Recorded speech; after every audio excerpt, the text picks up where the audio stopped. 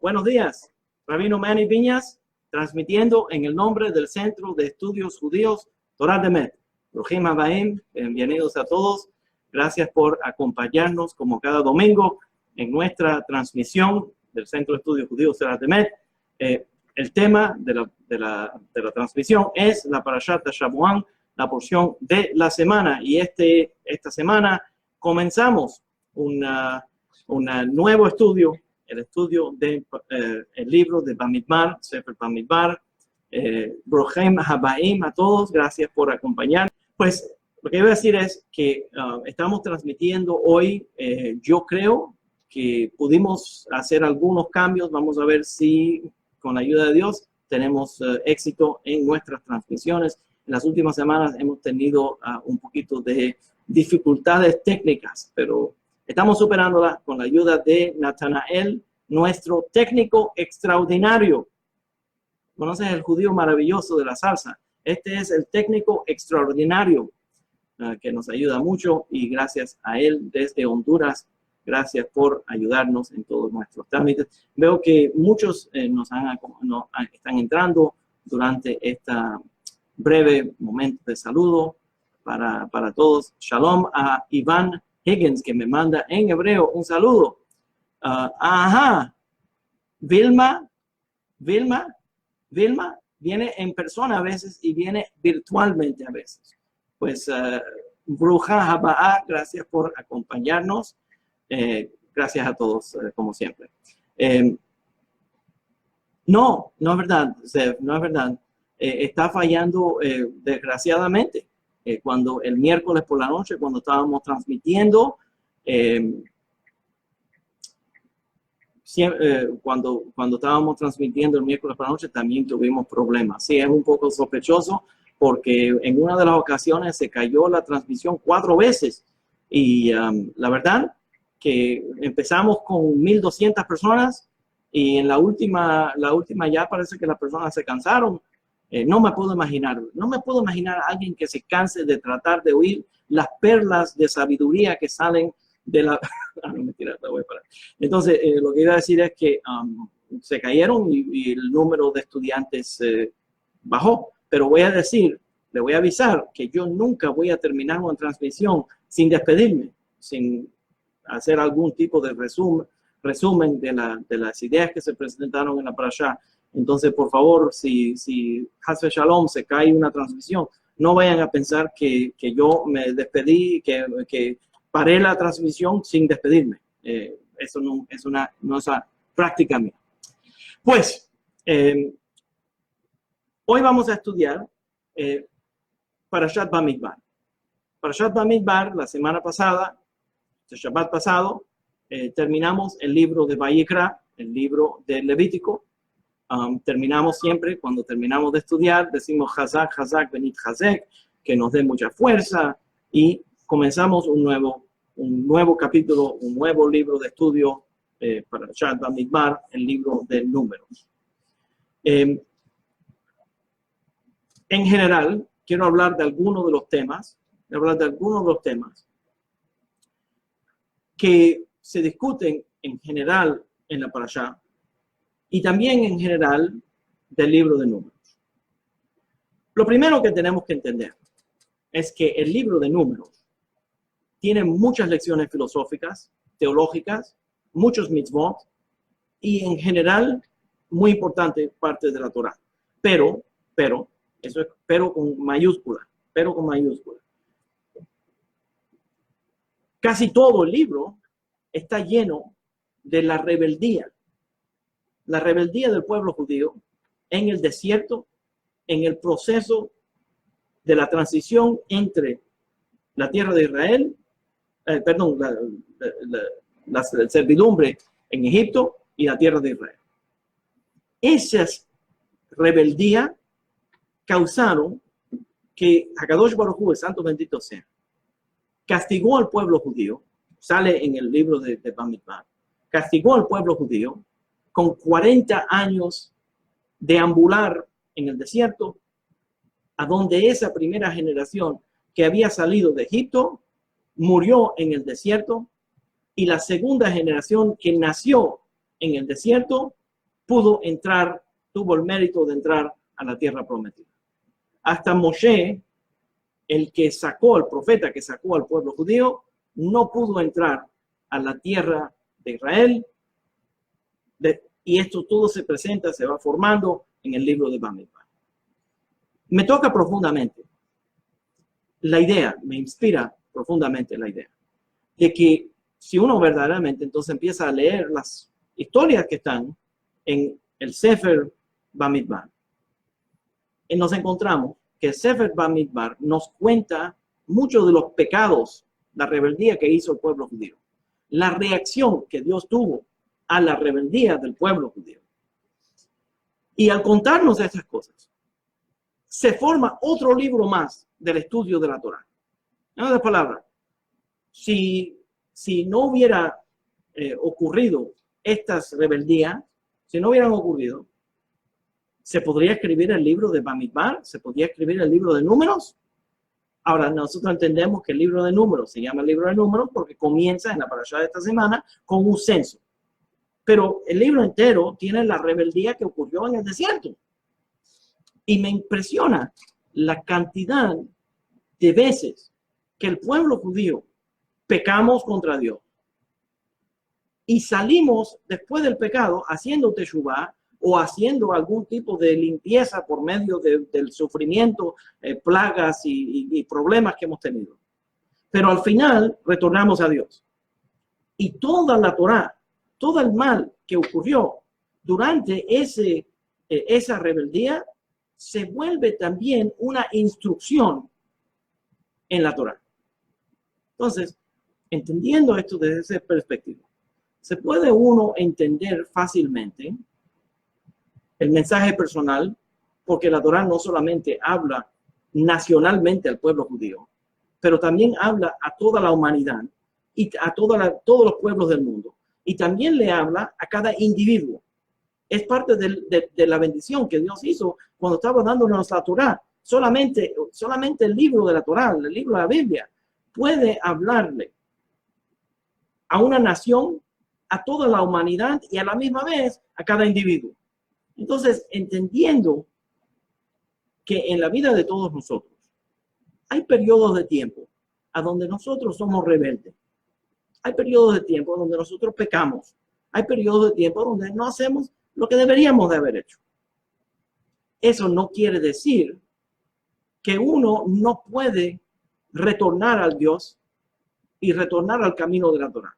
Y cuando una persona verdaderamente, después de desviarse, después de andar en el desierto perdido, en muchas diferentes comunidades, en muchos diferentes lugares, en muchas diferentes vueltas que da la vida, que a veces asombra a uno las vueltas que da la vida.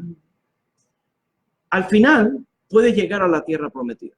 ¿Y cómo puede llegar a la tierra prometida? Retornando al camino de nuestros antepasados, al camino de nuestros padres, retornando al camino de Dios. Entonces, lo que ocurre es que todas las vueltas, todas las rebeldías, todos los pecados que uno hizo, Dios le da la vuelta y lo vuelve parte de la Torá de él. En otras palabras, lo vuelve parte de la forma que Dios fue dándole el camino a ese individuo que a veces erró, a veces se equivocó, a veces hizo mal, a veces hizo mal sin querer, porque no sabía, o a veces hizo mal porque se le metió un espíritu de locura, se volvió loco, tenía pasiones, hizo mal, cualquier cosa que hizo. Entonces, Dios, con su misericordia, ve que esa persona verdaderamente está arrepentido y desea vivir verdaderamente de acuerdo con el camino de él. Entonces, Dios lo que hace es que usa ese mal que ocurrió como parte de la lección. Escuchen lo que le estoy tratando de explicar. Que usa esos males, esas desviaciones, esas confusiones que uno tenía, las usa como parte de la lección que uno necesitaba para poder llegar a la tierra prometida. Entonces, el libro entero de Bamidbar es un libro que nos va a contar las experiencias del pueblo judío en ese desierto, los males que hicimos, los bienes que hicimos, los momentos que Dios nos perdonó, los momentos que Dios nos castigó. Y al final de todo esto es parte del proceso del desarrollo del pueblo judío y es parte del proceso del desarrollo del ser humano. Los fallos, las dificultades, la rebeldía, todas las vueltas que nosotros hemos dado. Ahora yo sé muy bien que yo estoy acompañado por muchas personas que son estudiantes míos, que han pasado por todo tipo de sectas. Sectas mesiánicas, cristianos, evangélicos, que los mesiánicos todos son evangélicos. Verdaderamente el movimiento mesiánico es un movimiento cristiano evangélico, hebraizado. Es decir, que la terminología que usan ellos en sus iglesias, le cambian el nombrecito y le ponen algo hebreo, pero es la misma concepto. Porque si oras a Jesús es lo mismo que orarle a Yeshua. Es la misma cosa. Es simplemente cambiarle el nombre. Entonces lo que están haciendo es que le ponen al pastor, le ponen rabino. Y a la iglesia le ponen sinagoga. Y a Jesús le ponen Yeshua. Y al Nuevo Testamento le ponen el Brit Hadash. ¿Entiendes? Pero es la misma cosa. Es la misma cosa. Pero entonces yo sé que hay muchas personas que han ido a esos círculos. Han ido a esos grupos. Buscando de Dios. Buscando de judaísmo. Buscando de cosas que tienen que ver con el llamado del alma, que verdaderamente viene desde dentro de ellos, que nadie, ningún rabino anda en el mundo tratando de inspirarlos. Al revés, todos mis estudiantes, cada vez que vienen a acercarse al judaísmo, los rabinos los rechazan. Entonces, verdaderamente, para mí, eso es un testimonio, una prueba de que ese llamado viene del alma de ellos, no de que alguien le lavó el cerebro, alguien los convenció, o que ellos verdaderamente sienten el deseo de retornar al camino de nuestros padres. Y han tomado muchos viajes, han muchas diferentes vueltas. Y en el libro de Bamidbar, lo mismo ocurre con el pueblo judío. Entonces, a mí me parece que el libro de Bamidbar, el libro de Números, con todas las vueltas y todas las rebeldías y todas las confusiones y todas las cosas, verdaderamente nos está dando un mensaje a nosotros, todo lo que nosotros hemos andado en vueltas en el mundo, que al final no pierda la esperanza, porque al final, aunque tome muchas diferentes vueltas y les tome 40 años, al final se va a poder entrar a la tierra prometida. Entonces, para mí, eso es uno de los mensajes central, no solamente de la parashá, no de la parashá, porque la parashá va a hablar de muchos diferentes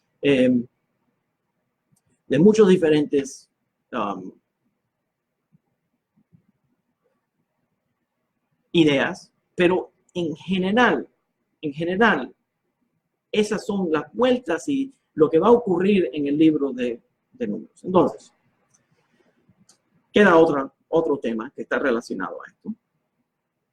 Les aviso, por cierto, que tengo mensajes especiales para los que yo llamo los metatronistas, que están siguiendo estas tonterías de personas ignorantes de la Kabbalah, los cabalistas, que se presentan por toda la red hablando disparates. Necesito aclarar algunos puntos y no se vayan, quédense en esta transmisión porque vamos a entrar a ese tema en algunos momentos. Pero,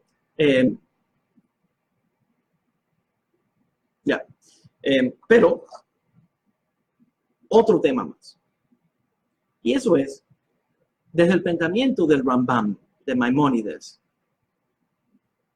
el libro de Números comprueba ciertas cosas en la filosofía judía que son importantes notar.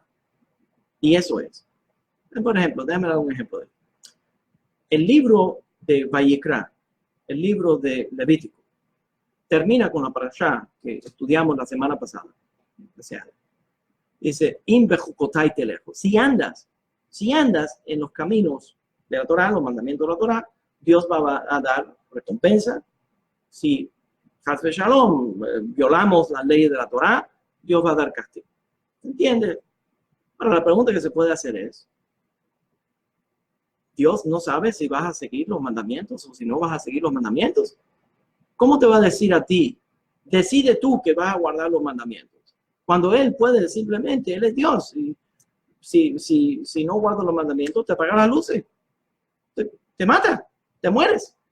¿Cómo te va a dar tanto aliento, tanta vida para que tú hagas los pecados? Entonces, otro tema.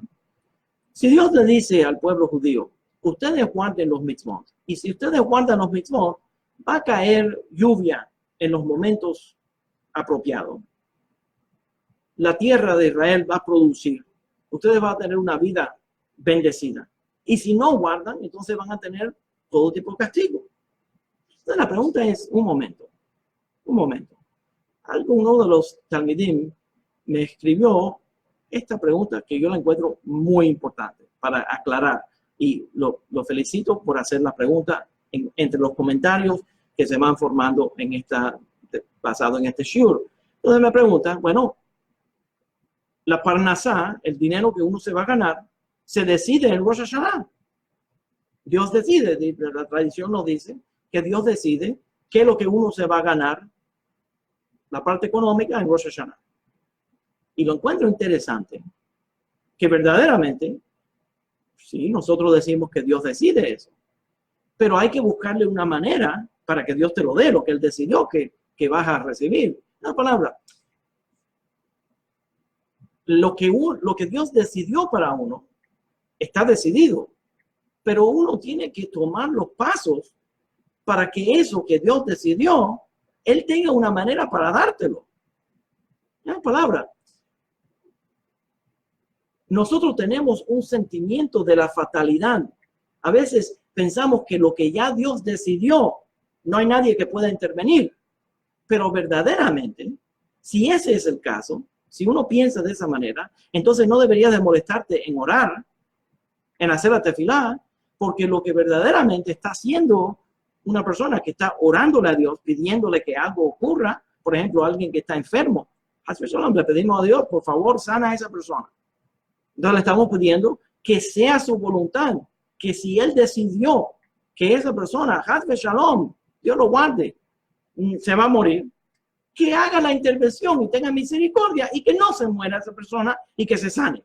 Entonces nosotros creemos que aunque Dios tenga algún plan, al final tenga algún plan, que en reacción a las acciones de nosotros, el plan puede cambiar. Entonces el plan original, vamos a entenderlo, el plan original era sacar al pueblo judío de Egipto, cruzar el mar, llegar al monte Sinaí, recibir la Torá y seguir adelante para entrar a la tierra de Israel. Ese era el plan original de Dios. Y lo sabemos, pues la Torá nos dice. Y entonces el pueblo judío empieza con su rebeldía y los pecados y todo lo demás, y entonces el plan tiene que cambiar. Entonces, podemos hacer la pregunta, ¿hasta dónde está esta idea final y la gobernación de Dios, si verdaderamente la forma que la historia se va presentando es interactiva? Escuche lo que le estoy diciendo, es interactiva. Lo que va a ocurrir en el futuro, si andas.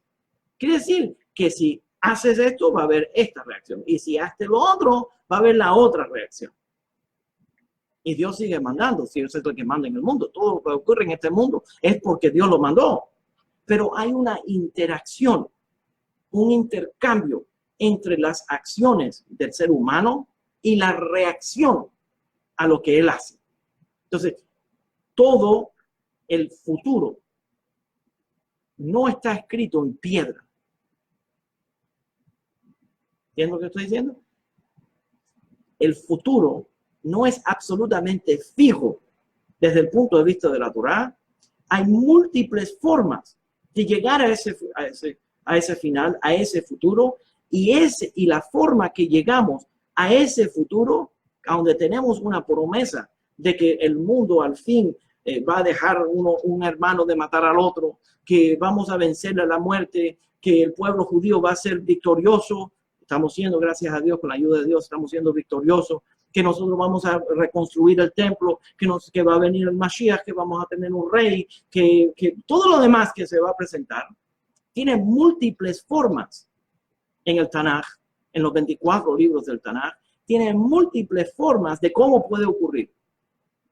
A veces la profecía es que va a ocurrir por medio de guerra.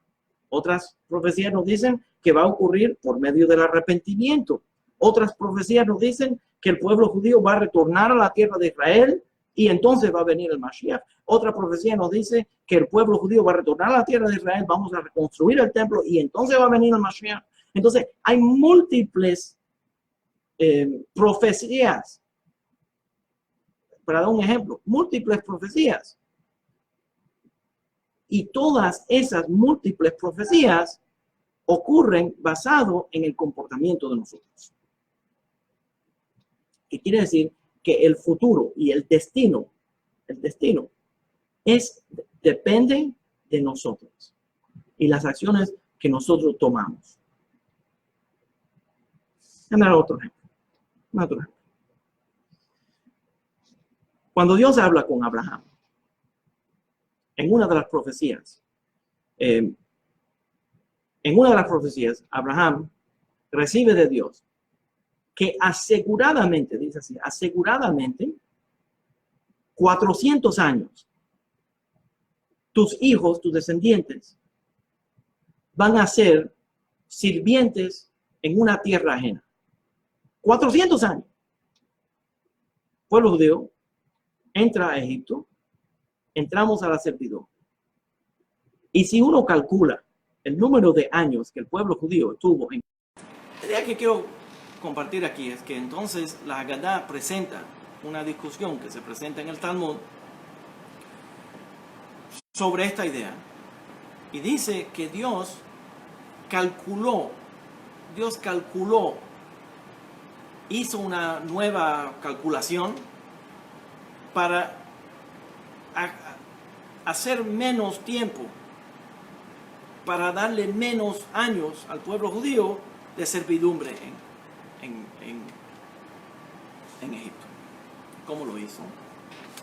Algunos comentaristas dicen que le dio tanto sufrimiento al pueblo judío en 210 años como si hubieran pasado 400 años. Otros calculan desde el momento que nació Yitzhak, el hijo de Abraham, desde el momento que nació Yitzhak, empezó a calcular desde ese momento, retroactivamente, para de alguna forma completar los 400 años que le había prometido, pero también a la misma vez acortar, achicar, hacerlo más pequeño, la cantidad de años que estaban observando, sirviendo en servidumbre. ¿Y por qué lo hizo? Porque la Torá dice plenamente que cortó el número de años a 210 porque ya el pueblo judío no podía resistir la cantidad de sufrimiento que tenía. Entonces, nosotros entendemos que por medio de nuestras acciones, por medio de nuestro mitzvot y nuestra conexión con Dios, que el futuro puede cambiar. ¿Entiende lo que le estoy diciendo? En una palabra, de una manera o de la otra, el futuro que Dios desea para uno, se va a encontrar una manera de poder llegar a ese futuro que tiene bendición. Y Dios tiene el poder para hacer eso, y también nosotros interactuando con Dios, respondiendo a los mitzvot y haciendo lo que Dios nos manda, creamos un nuevo futuro. Por esa razón, cualquier decreto negativo que exista en el mundo espiritual, normalmente por reacción a cosas negativas que hemos hecho, nosotros tenemos el poder para anular ese decreto negativo, por medio de la Teshuvah y cambiar el destino.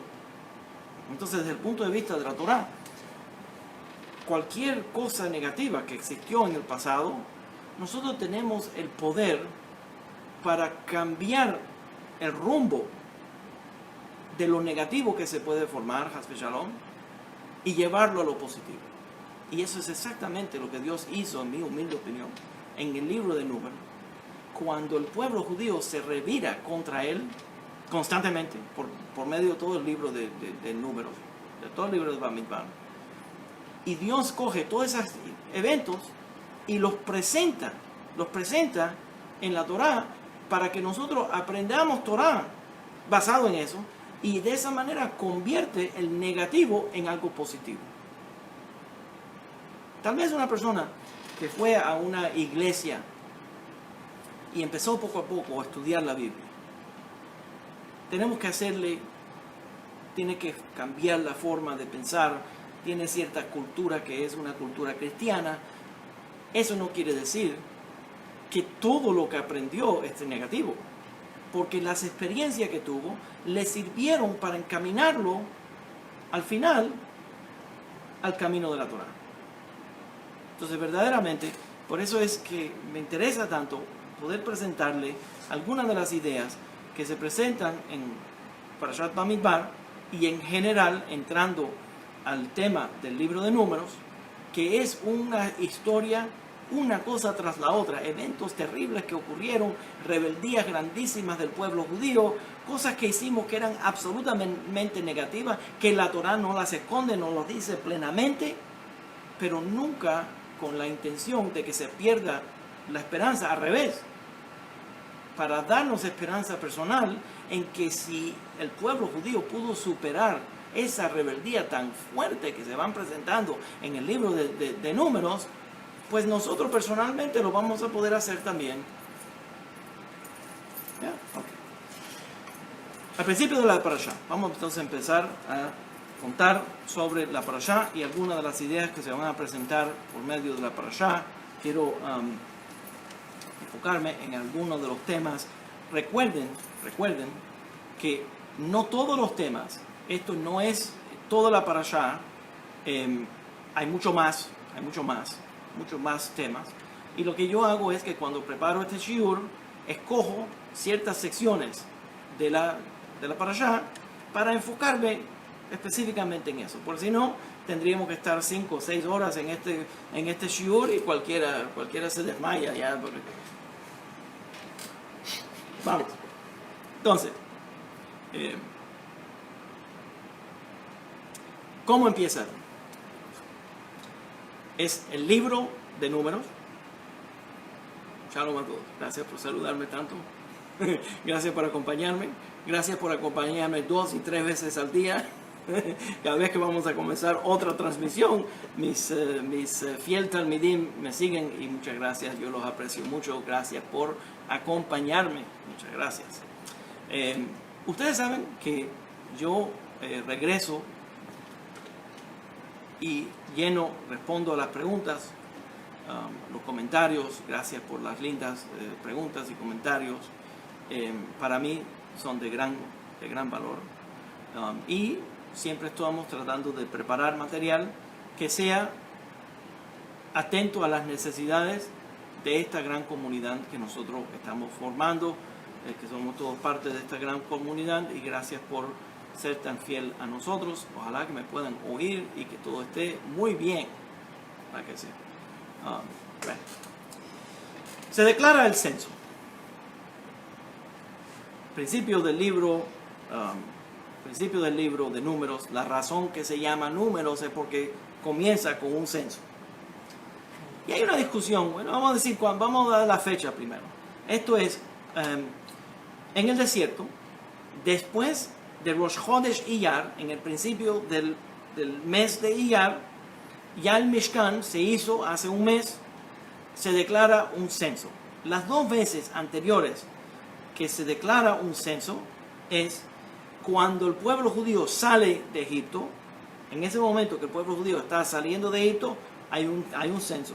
Y el segundo es un censo que se forma después del pecado del becerro de oro, cuando se formó una plaga y un número de personas murió en esa plaga. Entonces se hace un censo para contar el número de personas que han sobrevivido esa plaga.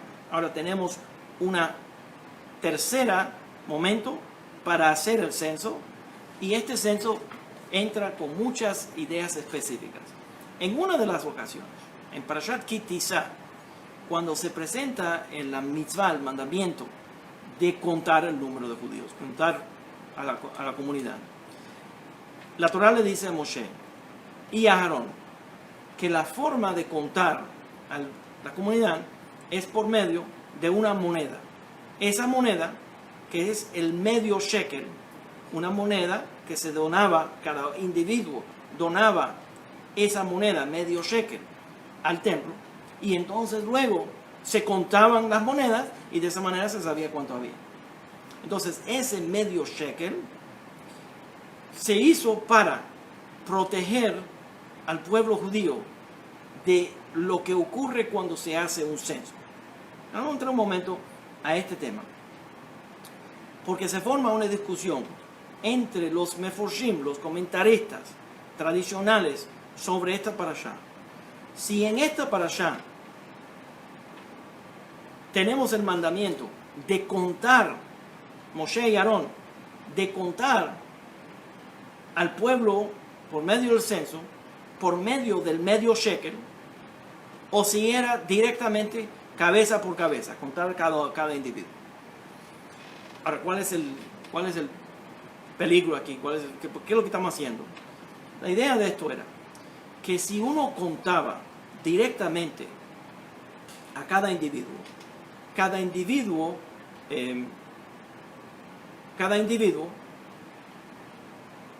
cuenta como un individuo separado del resto de la comunidad y se vuelve simplemente un número. Entonces el miedo es que al separar a esa persona de la comunidad y se vuelve él un solo individuo y no es parte de la colectividad, en general de la comunidad judía, que entonces siendo él un solo individuo, desconectado de la familia, desconectado de todos los demás círculos que son parte de su vida, que no tiene la protección espiritual de su papel o de su rol en ese círculo de la comunidad. En otras palabras, déjame decirlo de esta manera. Cuando Dios considera la vida de un individuo, no solamente uno no quiere pasar por ese escrutinio de la perfección de Dios. Cuando analiza la vida de la persona, ninguno de nosotros somos perfectos, especialmente Rabino Viñas. Yo soy perfectamente imperfecto. Entonces,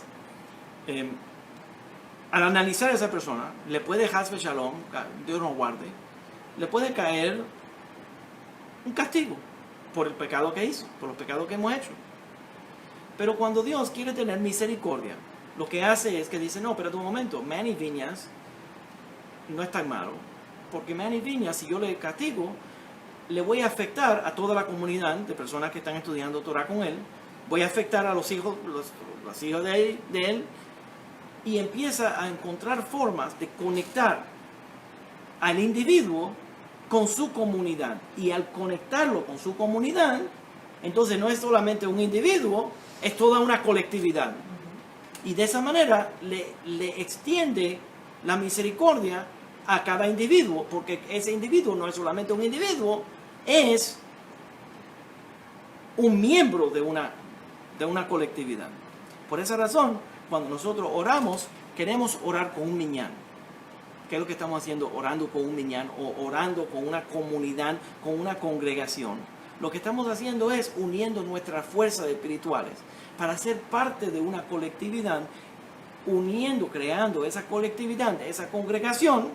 Dios puede extender aún más misericordia, porque entonces no te está analizando como un individuo solamente, te está analizando como un miembro de una comunidad.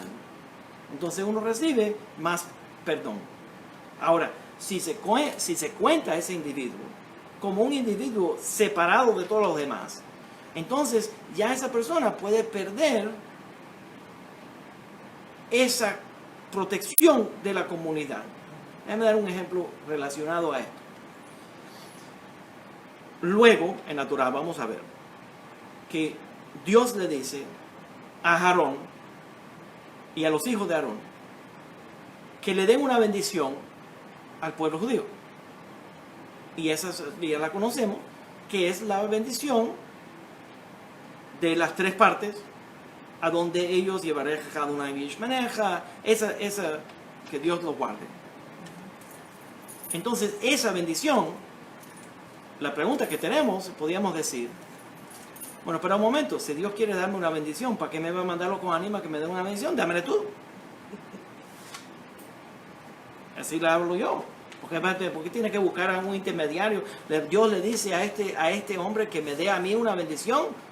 Yo prefiero recibir la bendición directamente de Dios. La razón entonces, que se puede entender esto fácilmente, es que como Dios sabe todas mis fechorías, todos mis males, se le pone difícil darme una bendición. Pero el Cohen es un ser humano. Él no sabe ninguno de los secretos míos. Entonces Dios le dice, dale una bendición, porque Él quiere darte una bendición, pero Él no quiere que los pecados tuyos y los males tuyos interrumpan, ¿están entendiendo lo que estoy diciendo? Interrumpan la manera de recibir la bendición.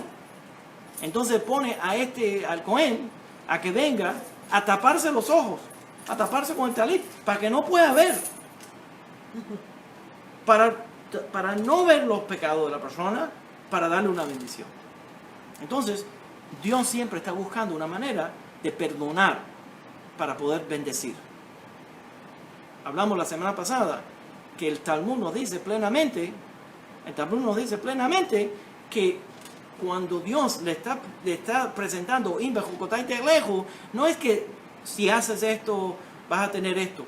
Es, por favor guarda esto para que yo pueda darte una bendición. Para que tenga una manera de darte una bendición. Porque Dios está buscando cualquier momento para darle una bendición a la persona. Entonces, por miedo de que al contar al individuo, esa persona se vuelve solamente ese individuo y ya no está junto con el resto de la colectividad del pueblo judío, nos da miedo que esa persona se vuelve vulnerable a ese problema. Entonces, por esa razón, la Torah le dice que se colecte medio shekel y de esa manera indirectamente se va a contar a estos individuos y tienen la protección. Ojalá que puedan entender. Estoy construyendo un edificio de altos pisos. Entonces me va a tomar algunos minutos, pero tengan paciencia conmigo porque esto es básico y muy importante de entender. Entonces, al hacer esa mitzvah de darse de acá, cada uno daba la misma cantidad en este momento del medio shekel, entonces se contaban esas monedas y de esa manera se sabía el número de personas. Entonces se va formando aquí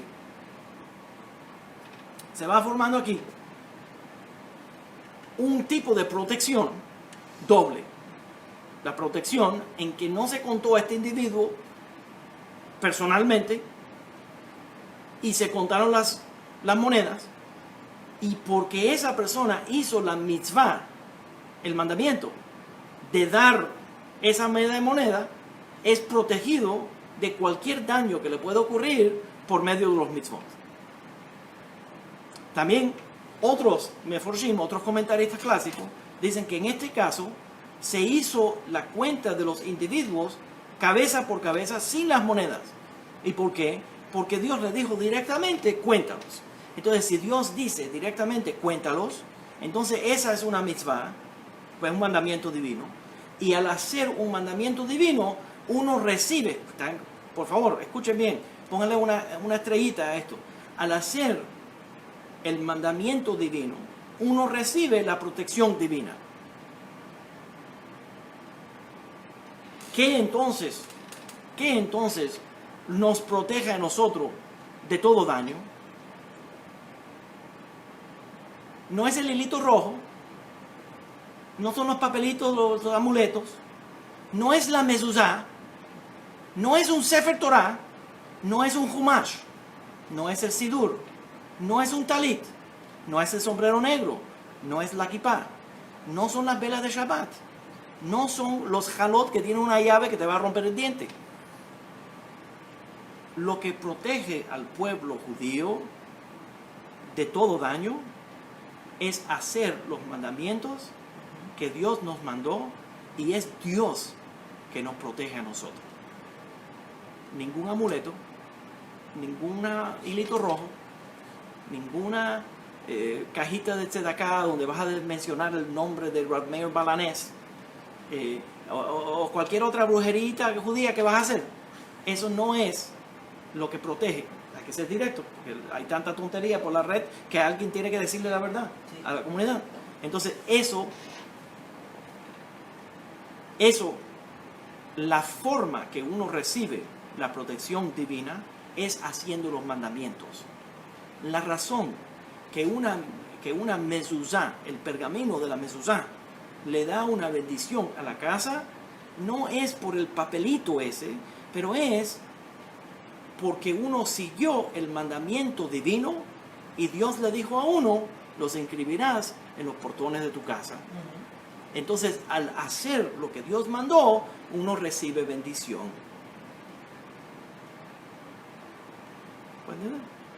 Entonces, uno de los temas que se va a presentar por medio de Parashat Bamidbar es este tema de contar al pueblo judío. Ahora, yo sé, por cierto, yo sé que por la red, porque yo también estudio por la red y yo también estudio de los libros que yo tengo.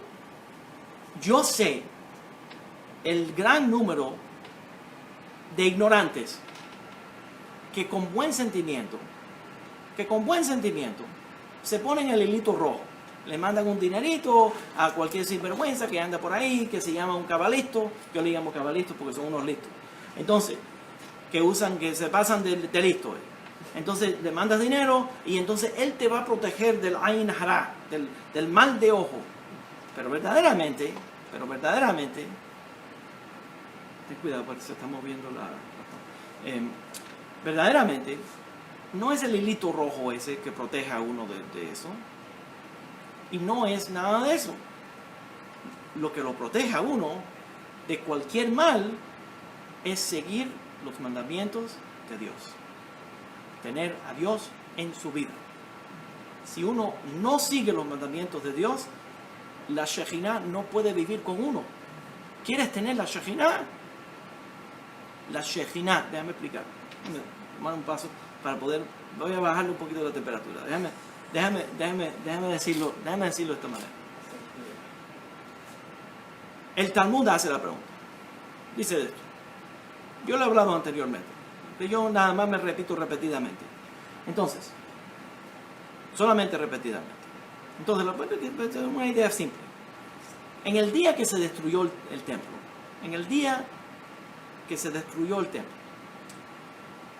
sabemos que la Shejinah, la presencia divina, la Shejinah, se exilió de este mundo. Eso se llama Galut Hashchina, el Gilui Hashchina. Se separó de este mundo porque ya la presencia divina no tenía casa a donde vivir. Okay. Muy bien. Dice el Talmud. Entonces hoy en día, ¿a dónde se encuentra la Shejinah? ¿Cómo puedo acercarme a Dios? ¿A dónde se encuentra la Shejinah? Si no tiene casa a donde vivir porque ya el templo fue destruido, ¿a dónde se encuentra la Shejinah? Interesante que el Talmud es una serie de rabinos hablando, interactuando, explicándonos ciertas ideas. Entonces yo hubiera pensado que en el negocio del rabinato sería buena idea decir, bueno, la Shejinah anda con los rebes, o la Shejinah anda con los tzadikim, la Shejinah anda con los cabalistas. Pero no, eso no es lo que dice la... Ahora, ¿quieres encontrar la Shejinah? Ve a la sinagoga del Rabino Viñas. No, eso no es lo que dice el Talmud. ¿A dónde está la Shejinah? En los 4 amot del alajá. Espera un momento. En los 4 amot del alajá, ¿qué quiere decir eso? Amot son el tamaño, así, 4 amot, 20 metros. En los 20 metros de la ley. Espera un momento. Pero los cabalistas me dicen a mí que si yo quiero sentir la presencia divina, yo tengo que entrar a todo el mambo jumbo de a toda la cosa, el dicharacho de los cabalistas para poder entender lo que es la presencia divina. Pero el Talmud dice, la ley oral dice, que el lugar a donde se encuentra la presencia divina no es en un lugar exótico, es guardando la ley. Una persona que guarda la ley, que hace los mitzvot, que hace los ritos de la Torah, esa persona recibe la presencia divina.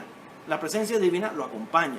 Una persona que no anda en los caminos divinos, que no anda guardando los mitzvot, no tiene la Shekhinah con ellos, porque ella no puede, la Shekhinah no puede estar con uno, tolerarlo a uno, cuando uno es una persona despreciable de acuerdo con la ley. Entonces, quieres sentir la Shekhinah, quieres recibir bendición, quieres tener protección, haz los mitzvot. Haz los mitzvot. No te pongas el hilito, no te pongas a hacer segulot, a hacer todas las cosas que la gente, todos esos ritos que la gente está inventando constantemente. Pero la forma que se encuentra la Shekhinah es por medio de guardar los mitzvot. Y lo vemos plenamente en la parashá de esta semana, a donde esa persona está verdaderamente, se están contando el pueblo, y la forma de contarlo se forma entre los meforshim, entre los comentaristas, se forma la discusión si es que se contó al pueblo judío para no hacerle un ayin hará, para no hacerlo mal de ojo, para no separarlo de la comunidad y volverlo vulnerable, que si se hizo por medio del medio shekel o si se hizo contándolos directos porque tenían por lo menos la protección de la mitzvah de que Dios fue el que mandó a Moshe y a Aarón a contar de esa manera. Pero no importa, es un desacuerdo entre los meforshim, pero el punto que están hablando no es los detalles de que si se hizo por medio del medio shekel o que si se hizo directamente. Lo que están diciendo es que por medio de una mitzvah, de seguir los mandamientos, uno recibe protección divina. Así es como uno recibe protección divina. No lo recibe porque le mandé dinero a un rabino que va a hacer un kofer nefesh, una redención del alma, que el Salmo 49 directamente dice que ningún hombre puede hacer una redención del alma de otro hombre. Entonces, estas ideas que absolutamente contradicen las enseñanzas de la Torá se presentan hebraizadas como si fuera correcto, pero verdaderamente lo único, absolutamente les aseguro que de acuerdo con la enseñanza de la Torá y de los poskim y de toda la Torá oral, lo que protege al pueblo judío, lo único que protege al pueblo judío es la fuente de las aguas vivientes de Dios. Ese es el único. Ningún objeto, ninguna cosa, ninguna religiosidad, ninguna cosa que puede. Lo que nos protege a nosotros son los mitzvot. Perdona que me emocione, pero es importante que se pueda entender lo que le estoy diciendo, porque el único que protege al pueblo judío es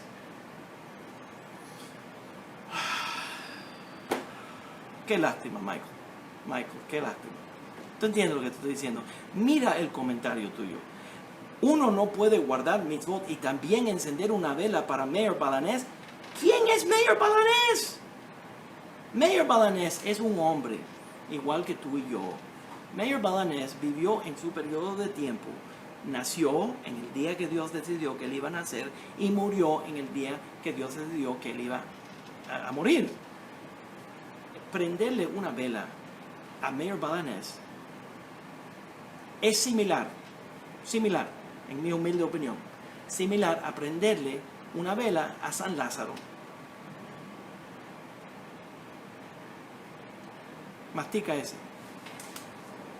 Okay. Los dos, por cierto, las personas que prenden velas a Meir Balanés y las personas que le prenden velas a Changó, los dos se sienten muy religiosos, se sienten muy bien, se sienten muy prepotentes, ellos son muy religiosos. ¿Quieres hacer los mandamientos de Dios? ¿Quieres recibir bendición? La bendición se recibe al hacer los mitzvot. No se reciben.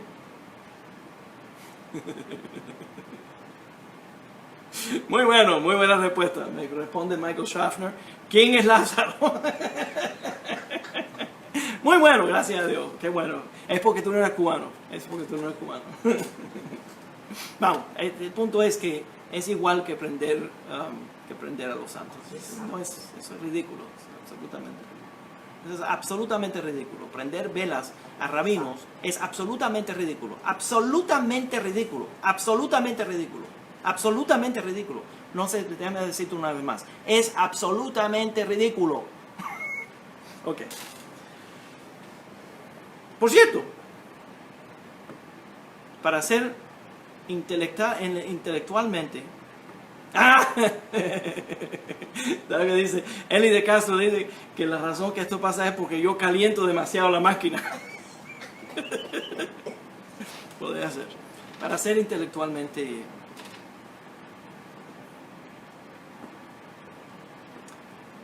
Frank, gracias por el cabalistos.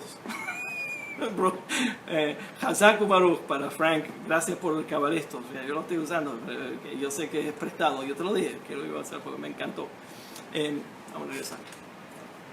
Una pregunta entonces, para ser intelectualmente honesto. Alguien le dice al rabino Viñas, pero rabino, cuando es el aniversario, el meldado, el aniversario de la muerte de tu mamá, ¿tú prendes una vela? ¿Estás prendiéndole velas a los muertos? No, señor. No, señor. Yo prendí una vela para acordarme que ella fue una luz para mí. Eso no es lo mismo. Ok. Punto que quiero llegar aquí. Esto era solamente calentando la olla, porque hay mucho más. Hay mucho más. Los mitzvot. Entonces, desde el punto de vista de la Torá auténtica, los mitzvot son los que protegen al pueblo judío. No los hilitos, no los papelitos, no los amuletos, no los libritos, no las bendiciones que le mandaste algo al rabino y él te mandó una bendición, no las telitos esos de oración, y no las aguas, y no los aceititos, y no, ¿qué más? Toda la basura que mandan en toda esa cosa. Ya tengo uno de los talmidim aquí, Victoria, ya me conoce, ¿sabes lo que pone? Prepárense. Prepárense, ya me conoces. Entonces, si esas son las cosas que verdaderamente protegen, es importante entender, cuando abrimos el arca, el ejal, donde guardamos la Torah, decimos bendiciones a Dios, pero no creemos que la Torah en sí, el pergamino de la Torah, tiene algún poder milagroso. El único poder que tiene el Sefer Torah es porque nos enseña cómo acercarnos a Dios. De en sí, volver el pergamino de la Torá una fuente de idolatría sería una violación de la ley. Sería una violación de la ley.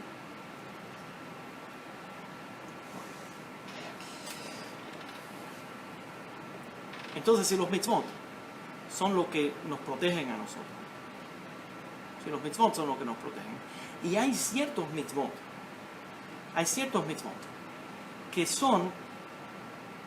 que nos dicen directamente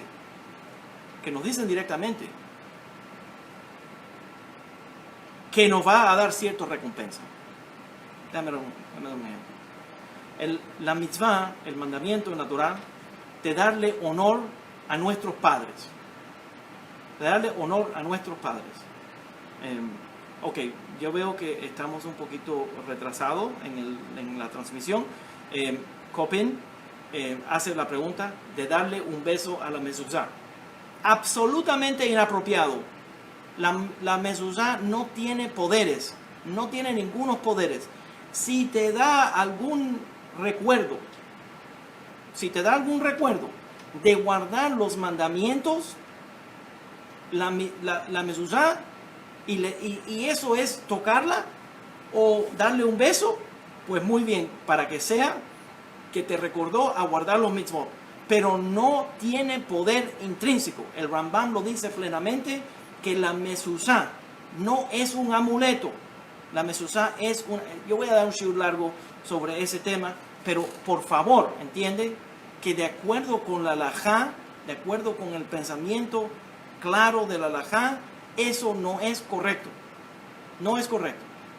Darle un beso a los tzitziyot es una forma de aceptar los mandamientos, pero los tzitziyot no tienen poder místico o milagroso o espiritual, son simplemente hilos.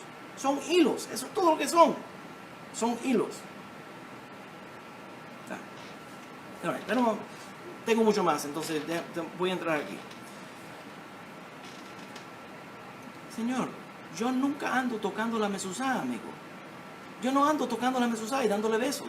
Lo que está pasando es que se te está presentando, hermano, escucha, se te está presentando un judaísmo hasídico,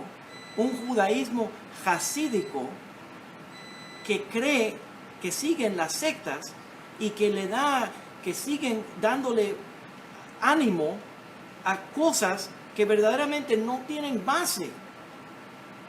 El rabino Viñas no anda besando la mezuzá. Yo completé la mitzvah de poner en mi casa los mezuzot. Yo escribo mezuzot, yo soy un sofer. Yo tengo licencia para escribir mezuzot. Yo sé cómo escribir mezuzot. Entonces yo los conozco muy bien. Pero nunca me vas a ver a mí andando cada vez que voy a salir de la... Es una tontería. Eso no es judaísmo normal. Es pensar que ese pedacito de papel tiene algún poder sobrenatural. No es, yo voy a dar un shiur más largo, pero ojalá que puedan entender. Yo no hago eso. Y gran número de personas no hacen eso.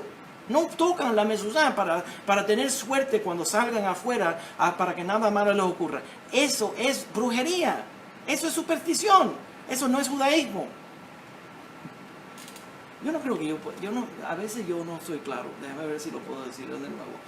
Tocar la mezuzá a la salida de la casa, pensando que eso te va a dar algún tipo de suerte o algún tipo de protección, no es cierto. La mezuzá no te da protección. Lo que te da protección es Dios y guardar sus mandamientos. ¿Ya? Vamos, porque esto está más importante.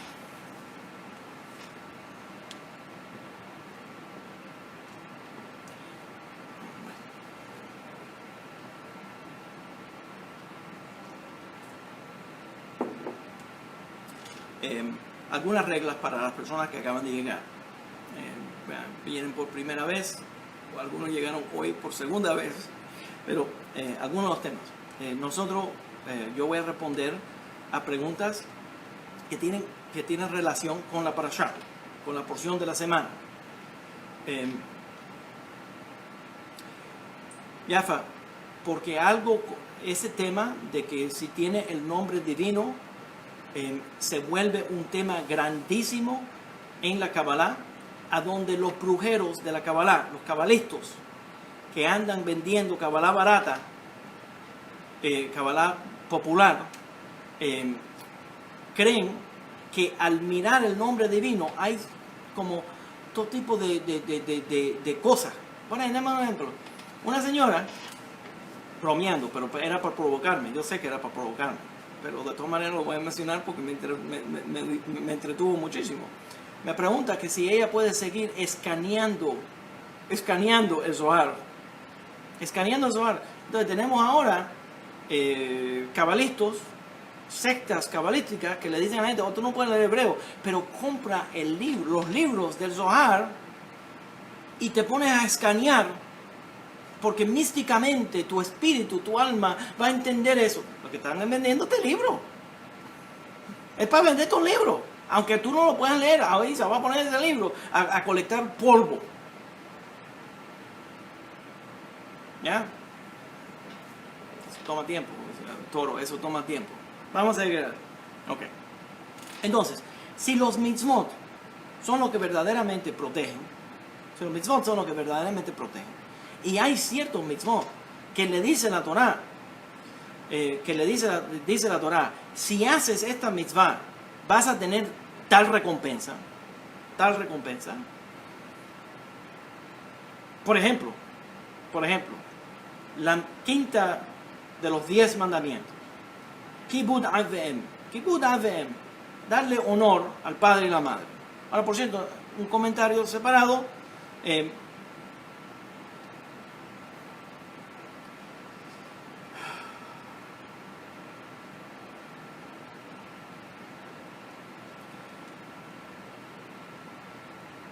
Que darle honor a los padres no es solamente cuando están vivos, pero también cuando están muertos, viviendo una vida correcta, porque la vida correcta que uno vive es un testimonio a la forma que los padres lo criaron.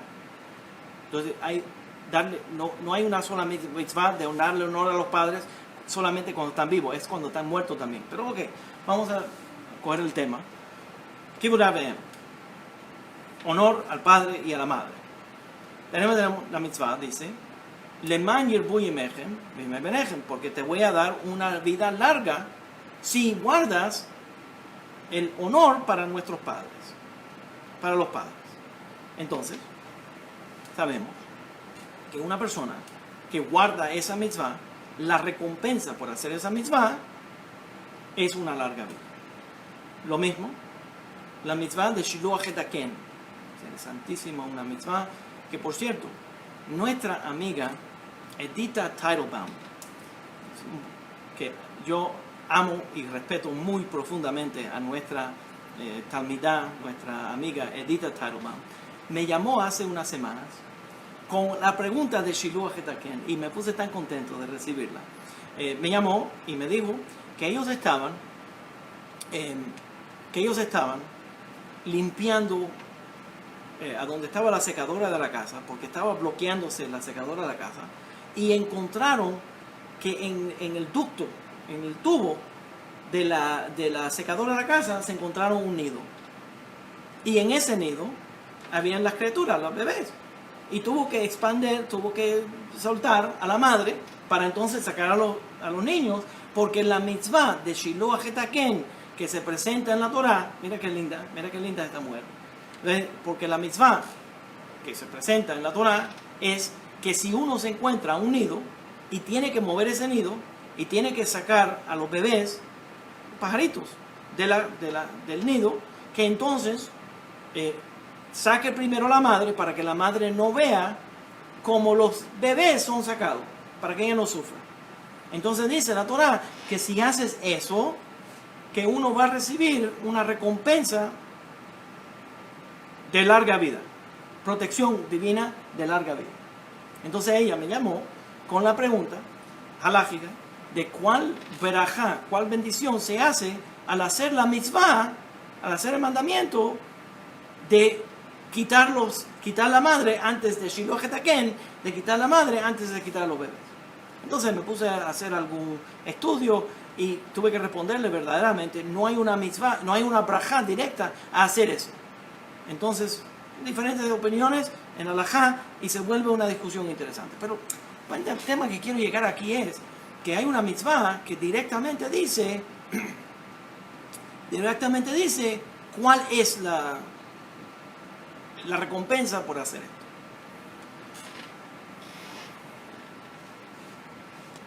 Les voy a presentar un caso que yo encuentro interesante, que nos llama la atención el Talmud, sobre un individuo que se llamaba Elisha ben Abuya.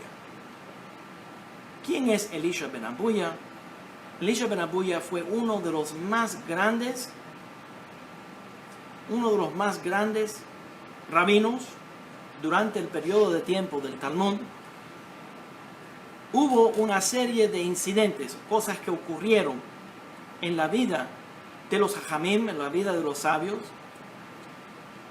y Elisha ben Abuya se volvió rebelde contra la Torá, y peor todavía, se volvió rebelde contra el pueblo judío y se volvió un colaborador con los romanos. Ese gran rabino, que se llamaba Elisha ben Abuya, los hajamim le cambiaron el nombre para Ajer. Ajer quiere decir que se volvió otra persona. Se volvió otra persona. El Talmud entra al tema. Agárrense los cinturones de seguridad, porque vamos a entrar ahora y pónganse cómodos, porque me va a tomar un poquito de tiempo. El Talmud dice que le cambiaron el nombre para Ajer, porque se volvió otra persona. Vamos a discutir por qué causó que Elisha ben Abuya, que era un hombre de Torá, se vuelva ese tipo de persona. Se vuelva no solamente contrario a la Torá, pero también contrario al pueblo judío. Se volvió un colaborador, que vamos a escribir en algunos minutos, se volvió un colaborador con los romanos para hacerle daño al pueblo judío. ¿Qué pasó? Se forma diferentes discusiones en el Talmud de cómo esto pasó.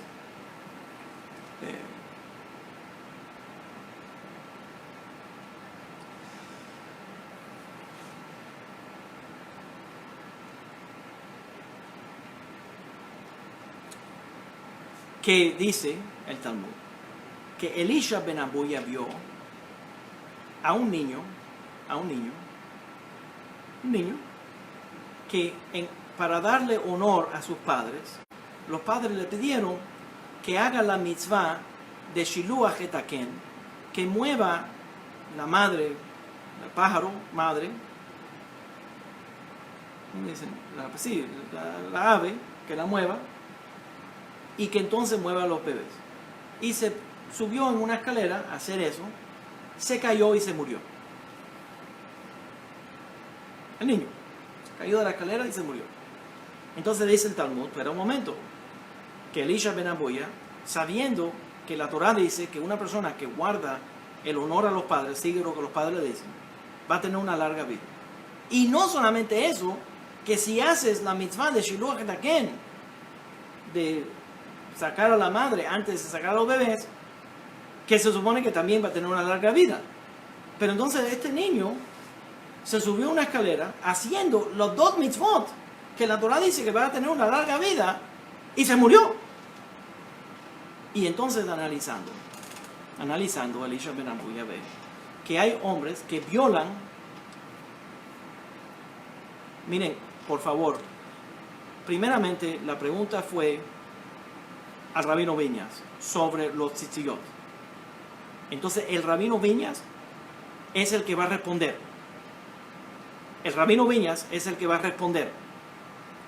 No los demás.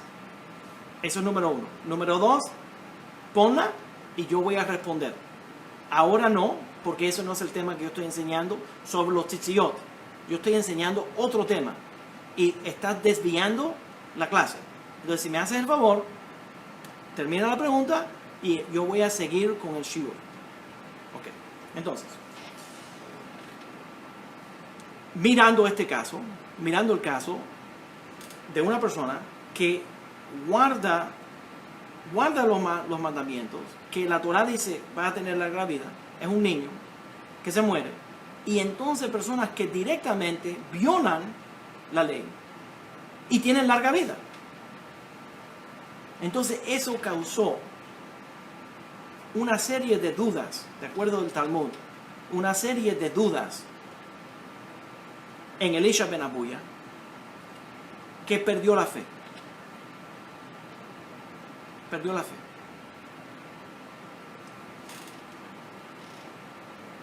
Antes de entrar a algunos de los temas que causaron a más profundidad, que causaron que Elisha ben Abuya pierda la fe y se vuelva contrario a la Torá y contrario al pueblo judío, porque hay más. Déjame entrar un momento a entender ciertas cosas. Primero que tenemos que entender que se está presentando más y más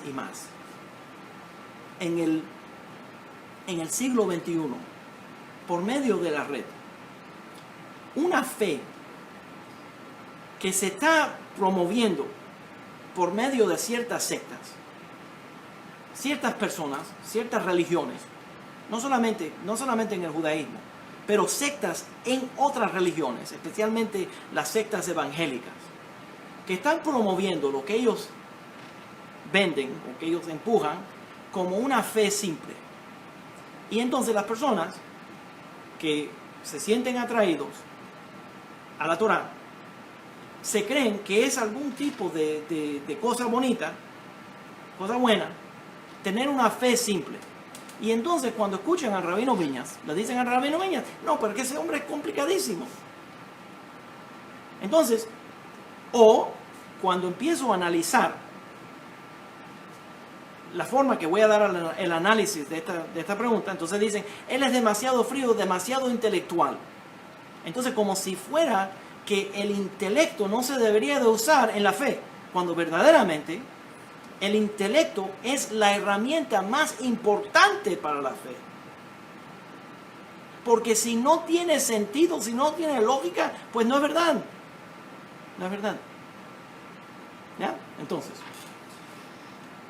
cuando algún líder religioso, escúchenme un momento, por favor, si no aprenden nada de hoy, bueno, no, el resto va a estar bueno también. Pero sí, recuerden lo que estoy diciendo, que cuando algún líder religioso le diga a usted, no uses el intelecto, esto no tiene lógica, acéptalo simplemente en fe ciega, ese hombre te está tratando de engañar, te está tratando de robar, ese hombre es un fraude. Es un fraude. Cuando alguien viene y te dice, ten fe simple como un niño. No, señor. Déjeme decirle una cosa. Yo llevo muchos años que yo no soy un niño. Y como yo soy un hombre y me gusta estudiar, y me gusta ser hombre, y me gusta ser un adulto, y me gusta usar mi intelecto, yo reservo mi derecho de analizar cualquier cosa que las personas me estén diciendo. Y por cierto, cuando yo preparo este shiur, yo espero que mis talmidim hagan lo mismo conmigo y digan, el argumento del Rabino Viñas ¿tiene mérito o no tiene mérito? ¿Tiene mérito o no tiene mérito? Si no tiene mérito, pues rechazan lo que le estoy diciendo. Pero si tiene mérito, uno lo analiza. Y cuando uno escucha a otras personas, a otros rabinos, a otros maestros, no se acepta a la ciega porque el pastor dijo o porque el rabino dijo a la autoridad del rabino. Así no es como funciona. Eso no es judaísmo. Entonces, están presentando un judaísmo demasiado simple, mecanístico, que es una máquina. En otras palabras, si haces tal cosa, tal rito, tal cosa va a ocurrir. En otras palabras, si yo digo el Salmo 145 3 veces al día, aguantándome la oreja derecha y con el codo así, entonces algo milagroso va a ocurrir. Si hago un pan en forma de llave y le meto una llave adentro, entonces Dios va a abrir el lugar a donde se guarda el dinero. Entonces están constantemente inventando ritos, y en esa fe simplística, inmadura, entonces le dicen a las personas que X es igual a X. Y entonces las personas, viviendo en un mundo que tiene mucho mecanismo, mucha máquina, esperan que si yo hago esto, automáticamente va a ocurrir esto. Pero eso no es verdad, hermanos, eso no es verdad. En el mundo de la Torá, en el mundo espiritual, no es una máquina. En otras palabras, si tú haces una mitzvah, nosotros creemos que las acciones positivas van a producir una reacción positiva, pero no lo hacemos porque creemos que va a ocurrir esta cosa directamente. A veces las cosas positivas ocurren sin que nosotros las vemos. A veces las cosas que son positivas, que salieron por nuestras acciones positivas, nosotros no las vamos a ver mientras estamos vivos. Va a tomar 100 años para que eso se dé. En otras palabras, el verdadero pensamiento de la Torá no es mecanístico, en que vas a guardar el Shiluach Hataken, instantáneamente vas a ver que vas a tener una larga vida. Eso no es verdad, Señor. Hay una persona que me dice a mí, desde que me volví observante de la Torá, no he tenido un día triste. ¿Verdad? ¿De verdad? Entonces estás tomando algún tipo de droga. ¿El judaísmo se te ha vuelto una droga? ¿En que no estás viviendo en el mundo de real? Cuando el mundo verdaderamente está lleno de problemas. El practicar la Torá no es automático. No es esto y esto. Así no es como funciona la cosa. Tienen que entender. Mira, uno de los grandes filósofos, yo creo que es muy, muy bueno, es un filósofo de África que escribió, no es religioso, escribió que en el mundo moderno, las personas en el mundo occidental están viviendo un mundo a donde se creen que si hago esto, automáticamente Dios va a reaccionar de esta manera. Si yo oro, automáticamente tiene que venir. Y entonces vienen los predicadores, que lo que quieren es manipularte, y los rabinos, porque son predicadores también, que vienen a manipularte y decirte, automáticamente vas a tener la bendición si mandas esta cantidad, o si haces esto, o si haces lo... Así no es como funciona. Así no es como funciona. Entonces lo que pasó, en mi humilde opinión, con Elisha ben Abuya, es que Elisha ben Abuya, aunque tenía mucho conocimiento de Torah, empezó a creerse que automáticamente él tenía que ver los resultados de los mitzvot. Y entonces la persona dice, bueno, yo me he portado bien toda la vida, ¿por qué me está ocurriendo tal cosa? Entonces, cualquier persona que venga a decirte a ti por qué tal cosa ha ocurrido es un mentiroso. Él no sabe por qué. Porque el único que verdaderamente sabe la razón que las cosas ocurren es Dios. No es ningún rabino. Déjame explicar, déjame ver si puedo ayudarlos un poquito más. Los rabinos no somos trabajadores de milagros. Los rabinos no somos trabajadores de milagros. Los rabinos no somos profetas. El Señor me dijo, no, eso no es así. La forma, ¿tú sabes cómo me habla a mí el Señor? Cuando yo leo los libros que Él le dio a la tradición judía, entonces ya yo sé lo que Dios desea. Entonces yo estudio la ley y soy maestro de la ley. Eso es lo que hacen los Malitoma Somé, se llama el profesor, perdón, quería mencionar el nombre, el doctor Malitoma Somé, escribió un libro sobre rito. Déjame terminar la idea. Entonces, los rabinos no estamos aquí para ser algún tipo de intermediario en oración para resolverte los problemas. Y al hacer una mitzvah, no es automáticamente que uno va a ver el resultado de eso. Uno hace lo que uno... Escucha, esto viene directamente de este filósofo, doctor Malidoma Somé, que dice en el libro sobre el rito, está explicando que uno hace las cosas espirituales porque es correcto hacerlas. En otras palabras, dice... Solamente la gente en el mundo occidental se ponen a cuestionarse ellos mismos y cambian su identidad de pronto. Dice él, en África, un elefante es un elefante y una jirafa es una jirafa y un mono es un mono. Y de pronto el elefante no quiere ser jirafa y el mono no quiere ser elefante. Cada uno hace su función. El pueblo judío hace la función de guardar los mitzvot. Si vemos el resultado, le damos a Dios gracias. Si no vemos el resultado, seguimos haciendo los mitzvot, porque nosotros no estamos haciendo los mitzvot porque nos va a dar algún tipo de recompensa. Estamos haciendo los mitzvot porque Dios nos mandó a hacerlo. Y esa es nuestra función. Lo que dice... Yehudá, Mijael de Castro, correcto. Lo mismo con los averot. Hace una persona un pecado, el castigo no va a ser instantáneo. Eso es una persona que tiene fe débil. el castigo no es instantáneo, y porque no vino el castigo en ese mismo momento, no quiere decir que no va a haber castigo. Tal vez Dios detuvo el castigo para que puedas hacer teshuvá, pero aseguradamente hay recompensa y hay castigo. Entonces, funciona de las dos maneras. Entonces, uno de los problemas de Elisha ben Amoya, en mi humilde opinión, es el problema que estamos teniendo hoy en día con los caracteres religiosos que se están presentando en una forma tan inmadura de pensar sobre la Torá y pensar sobre el judaísmo, un judaísmo tan simplista que le presenta como si tú haces tal rito vas a recibir tal recompensa automáticamente. Entonces la persona lo hace y no recibe eso, y entonces lo que hace es que se pone a decir, oh sí, yo recibí, y a dar testimonio, como dan todos los mentirosos religiosos, a dar testimonio de que tuve este milagro, esto ocurrió, y todos ellos saben que eso es mentira. Todos saben que eso es mentira, que no es verdad. ¿Están entendiendo? Ya. Entonces, pero entonces si tú dices, no, eso no es verdad, eso no te ocurrió, entonces tú eres una persona de fe débil y eres un hereje, porque dijiste la verdad.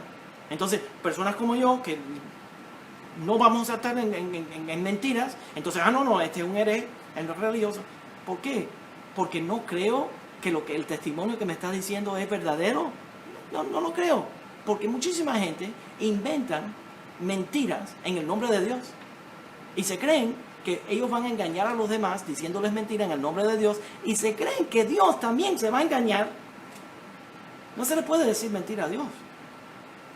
A los seres humanos se les dice mentira. Pero entonces, creaste una fe, hermano, creaste una fe, inspiraste una fe en alguien basado en una mentira. Ok. Seguimos, pues se va a poner mejor. Entonces, ese es el primer problema. Pero verdaderamente, ¿qué es esta? ¿Qué ocurrió? El Talmud Hagiga, la sección, el tratado de Hagiga, página 14b, habla sobre un incidente, un momento, algo que ocurrió, a donde 4 de los grandes Jajamim entraron por medio de una meditación cabalística, entraron al Pardés, entraron al paraíso, al cielo, por medio de una meditación que es una meditación que se puede hacer usando ciertas enseñanzas de la Kabbalah. Eso se llama Maaseh Merkabah. El tipo de meditación se llama el acto de la carroza. ¿Qué carroza? La Kabbalah está dividida en 2 partes. Un tipo de estudio que se llama Maaseh Bereshit, que es por medio del libro de Génesis, a donde aprendemos profundamente sobre el conocimiento de Dios por medio de la creación. Y entonces en la carroza que Eliyahu Anabí fue tomado, que Isaías vio del trono de la presencia divina, y por medio de esas meditaciones poder subir al nivel de tener una experiencia directa con el Santo Bendito. O sea, eso se llama Maaseh Merkabah. Ahora, el problema con el Maaseh Merkabah. Mira, Heiter, déjame aclarar para que puedas entender. Desgraciadamente, las mentes débiles, se le está diciendo por la red que el Rabino Viñas es contrario a la Kabbalah. El Rabino Viñas no es contrario a la Kabbalah. El Rabino Viñas es contrario a la Kabbalah mentirosa, a la Kabbalah irresponsable que se está poniendo por toda la red. Y por esa razón aclaro todos los puntos de estos mentirosos, y hoy va a haber más, para que ustedes no se desvíen del camino del retorno al judaísmo con sectas y boberías cabalísticas que no son verdaderamente Kabbalah. Vamos a seguir.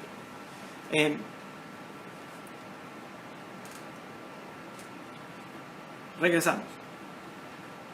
Se puede hacer un tipo de meditación a donde ese tipo de meditación es profético y la persona puede subir, al igual que Yeshayahu y Ezequiel subieron, subieron al paraíso y vieron el trono divino. Entonces, por medio de esa meditación que se llama la Maaseh Merkabah, que desgraciadamente maestros que no saben nada de la Maaseh Merkabah están enseñando las palabras de Maaseh Merkabah sin entender verdaderamente qué es Maaseh Merkabah. Entonces las personas se confunden pues aún más. Pero entonces el Talmud dice que 4 de los grandes Jajamim, por una serie de situaciones que se formaron, decidieron ascender a la presencia divina por medio de Maaseh Merkabah, por este tipo de meditación, para preguntarle a Dios qué acciones tomar para proteger al pueblo judío del ataque romano. Esos 4 Jajamim incluían Ben Azai, Ben Zoma, Elisha Ben Abuya, el señor que estábamos hablando, Elisha Ben Abuya, y el Rabino Akiva. Los 4 subieron al Pardes. Y la Gemara, el Talmud dice que Ben Zoma, uno de los grandes, estamos hablando de los rabinos que están mencionados en la Haggadah, que se quedaron despiertos toda la noche estudiando Torah hasta que llegaron los estudiantes y le avisaron que deberían decirle Shema, etc. ¿Te recuerdas de esa porción de la Haggadah? Entonces, esos 4 subieron al paraíso y vieron lo que ellos percibieron como el trono divino. Y entonces, qué bueno, el rabino Viñas, qué bueno, tú nos puedes enseñar cómo ver el trono divino. Pues yo no le quiero hacer daño, porque el trono divino no existe. Eso es una silla que no existe. Los ángeles que ustedes van a ver no existen tampoco. Eso es una metáfora. Subieron al paraíso. Y dice que Ben Zoma, dice la Gemara, Ben Zoma miró y fue dañado. ¿Qué quiere decir? La Gemara dice que cuando miró el trono divino o todas las cosas que vio, se volvió loco. Se volvió loco. Ben Azai miró la presencia divina y se murió. No pudo regresar más a la tierra, porque el alma subió a un nivel tan alto que ya no podía regresar más. Se murió. Ager subió con ellos en esa meditación. De verdad no quiere decir que subieron. No había un elevador, ni tampoco un avión. Simplemente una meditación. Subieron al trono divino. Ager dice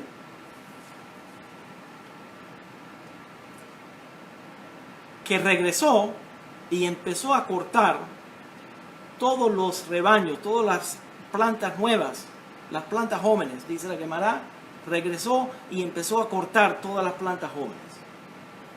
Rabbi Akiva dice, la Gemara, subió al Pardes, entró en paz y salió en paz. De 4 personas que hicieron esa práctica cabalística, 4 de los más grandes jajamim de la historia judía. 4 de ellos hicieron esa meditación, subieron al paraíso y uno solo entró en paz y salió en paz. Los demás tuvieron terribles cosas que ocurrieron. Ahora, tenemos personas que no saben decir el Shema, que no saben hacer una midá, que no saben guardar el Shabbat, que no saben guardar Kashrut, y me llaman a mí, a hablarme a mí de Metatron, de los ángeles, de los secretos del universo. Entonces una persona tiene que entender, estamos hablando de los más profundos sabios del Talmud, que no pudieron, con esa capacidad de conocimiento, no pudieron quedarse sanos.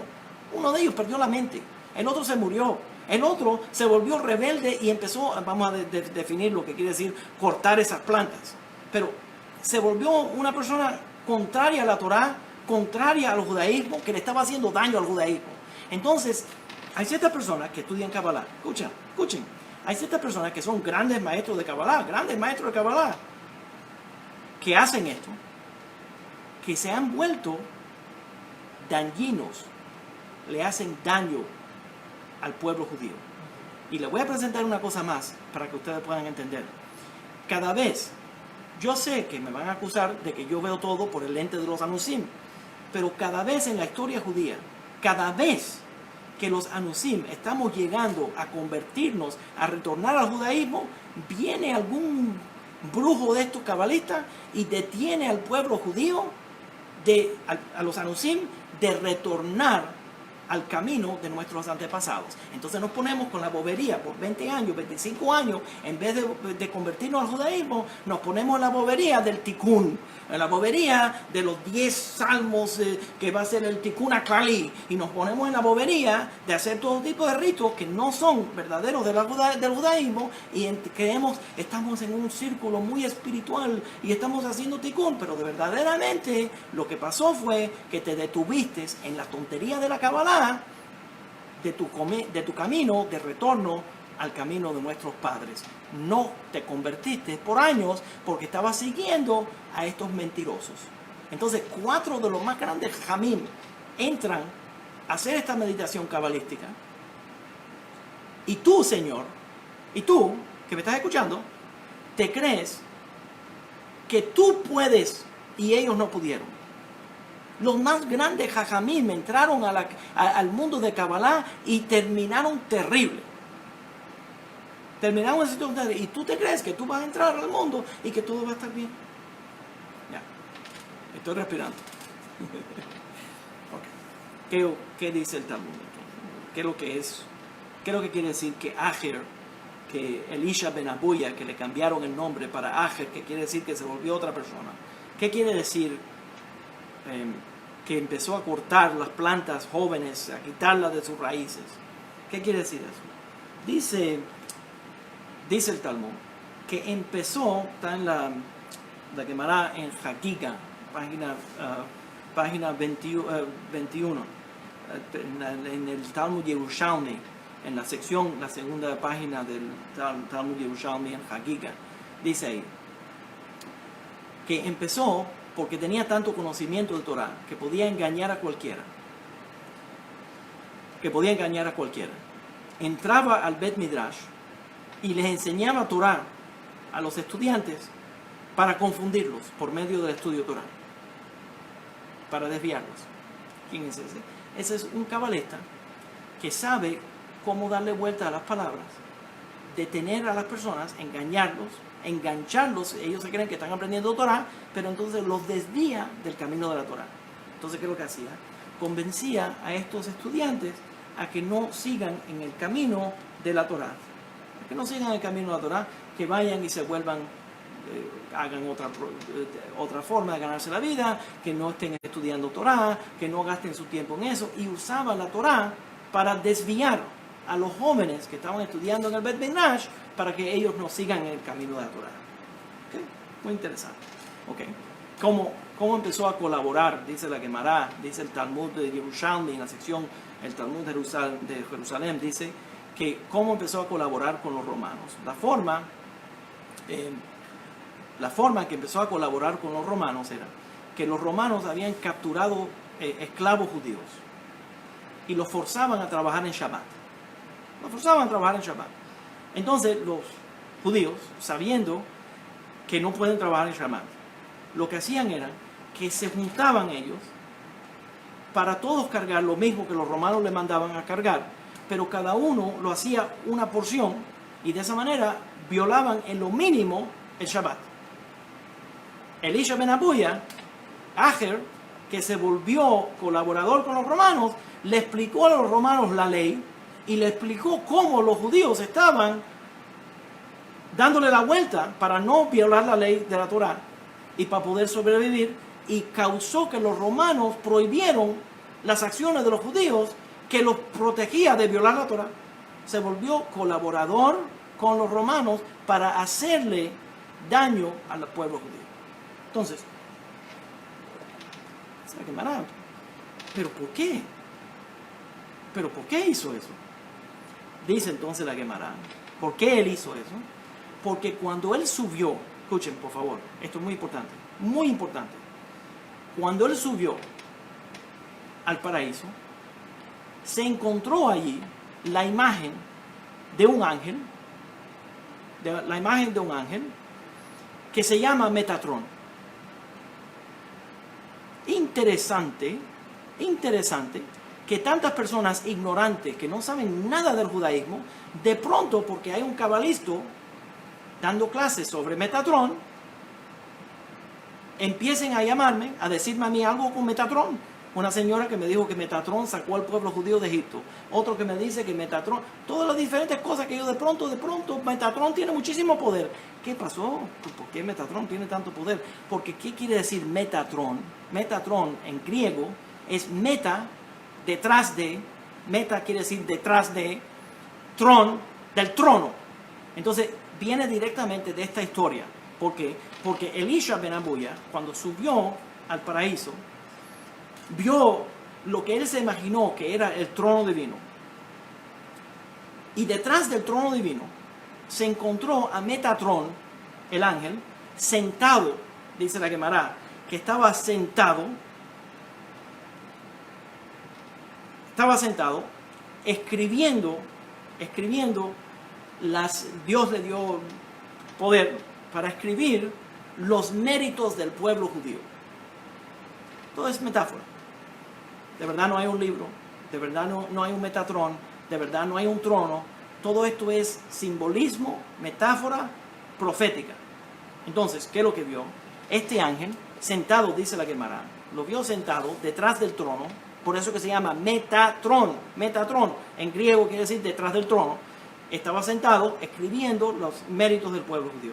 Y se puso a pensar Elisha ben Abuya, que nosotros, ya él sabía suficiente Torah, porque decía que cuando Jacob, cuando el patriarca, cuando vio los ángeles subiendo y bajando, que subían y bajaban los ángeles en la visión de la escalera de Jacob, que nosotros aprendemos de ahí que en el mundo espiritual no existe ningún ángel que se queda sentado. ¿Está entendiendo? En otras palabras, siempre hay movimiento en el mundo, en las esferas espirituales. Entonces, cuando vio a Metatrón sentado escribiendo los méritos del pueblo judío, se confundió fácilmente. Es increíble para mí. En uno de los más grandes jajamim de la Torá, de todo el Talmud, uno de los más grandes jajamim se confundió con las enseñanzas de Metatrón y perdió la fe completamente. Y hay personas ignorantes en todas partes de Latinoamérica que no saben nada de la Torá,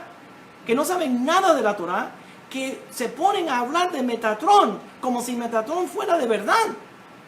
Y Elisha ben Abuya, que era uno de los más grandes talmidei jajamim del Talmud, se desvió, se confundió por Metatrón.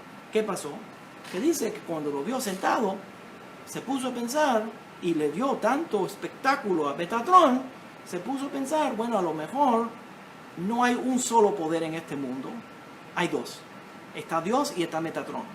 Entonces, lo mismo está ocurriendo hoy en día cuando la gente que siguen a un cabalista mentiroso me dicen a mí que Metatrón sacó al pueblo judío de Egipto. ¿Por qué? Porque dice el Zohar que Metatrón sacó al pueblo judío.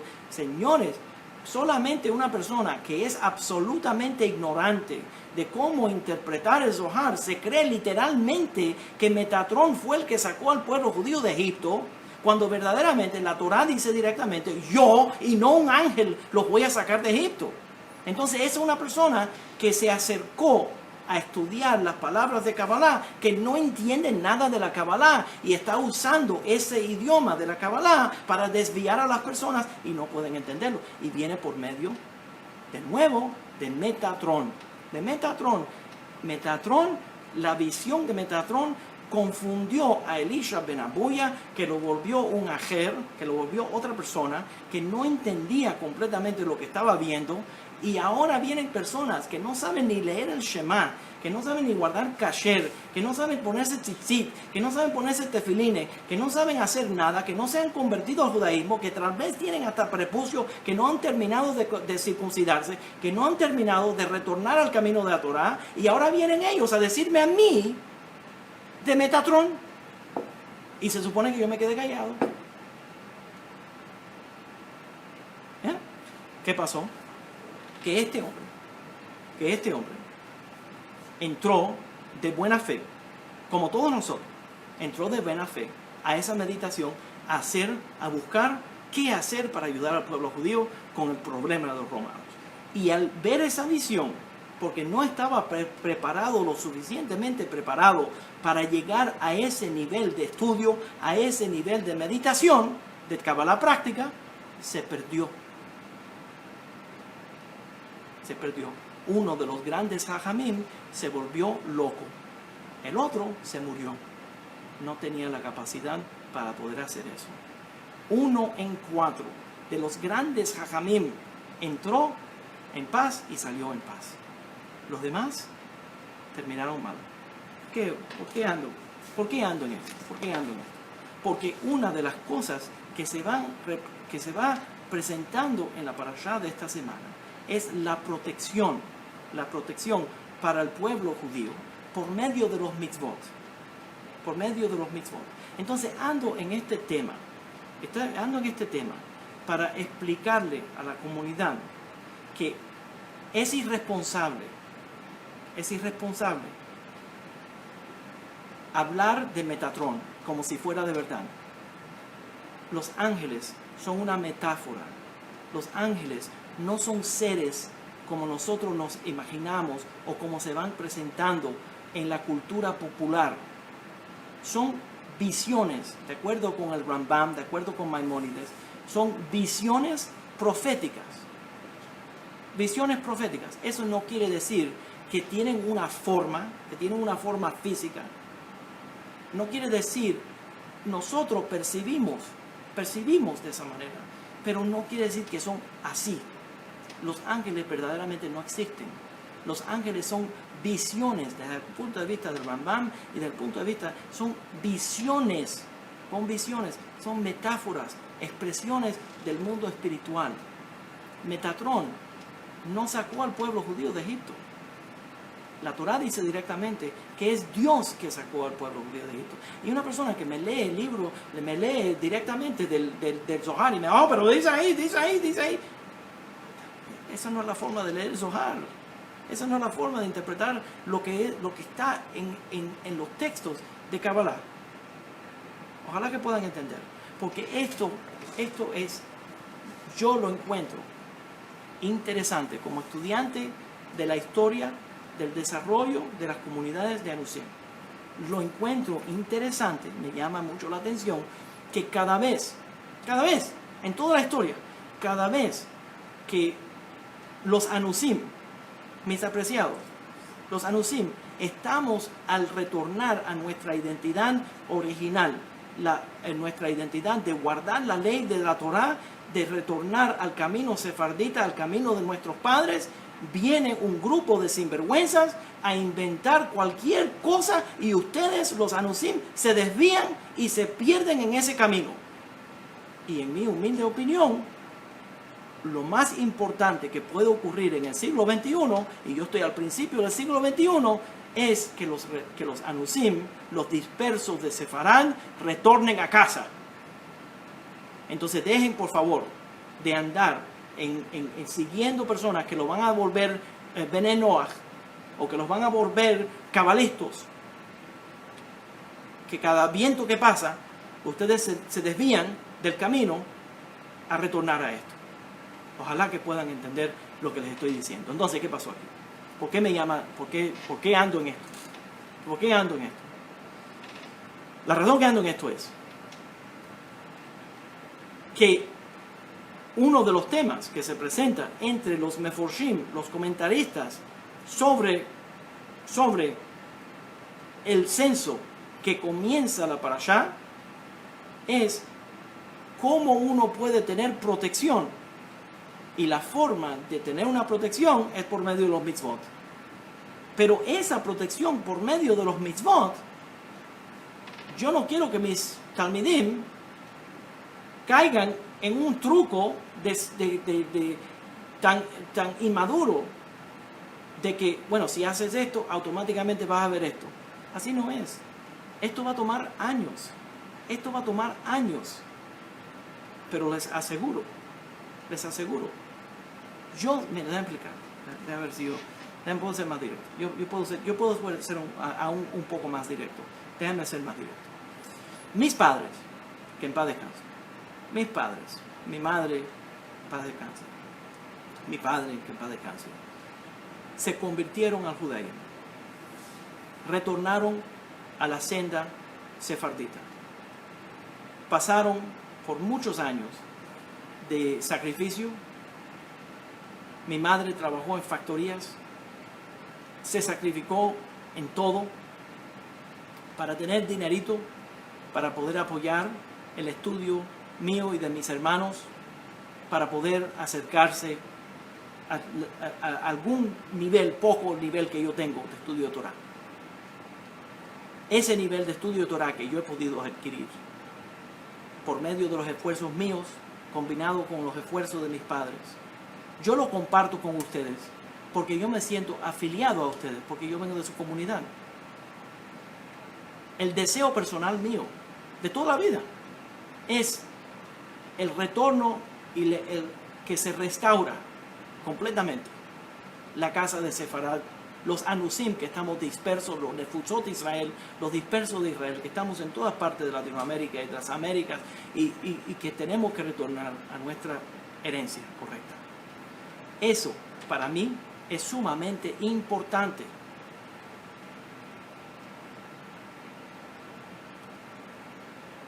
Eso es sumamente importante. El retorno de los Anusim. No permitan que los desvíen con musiquitas, humo, truquitos, emociones, manipulaciones, sombreritos, barbitas, pelitos largos, pelucas. Eso no es lo que esto es. Lo que esto verdaderamente es entender que nosotros, la forma de retornar es siguiendo el camino de nuestros antepasados. El tema, la razón que me llama tanto la atención, es que el tema es que cada vez que estamos al retornar, vienen ellos a detenernos. Y yo creo que yo sé por qué. Y ellos saben por qué. Déjame decirlo. Rav Yaakov Berab, ojalá que me puedan escuchar. Ojalá que las personas que me están escuchando, que repitan y compartan esto que estoy compartiendo con ustedes. Rav Yaakov Berab, el maestro de Rav Yosef Karo, el Mehaber, que escribió el Shulchan Aruch, el Código de Ley, gran rabino sefardita, de origen español. El Rav Yaakov Berab tenía un plan. Esto es histórico. Tenía un plan de ordenar a un gran rabino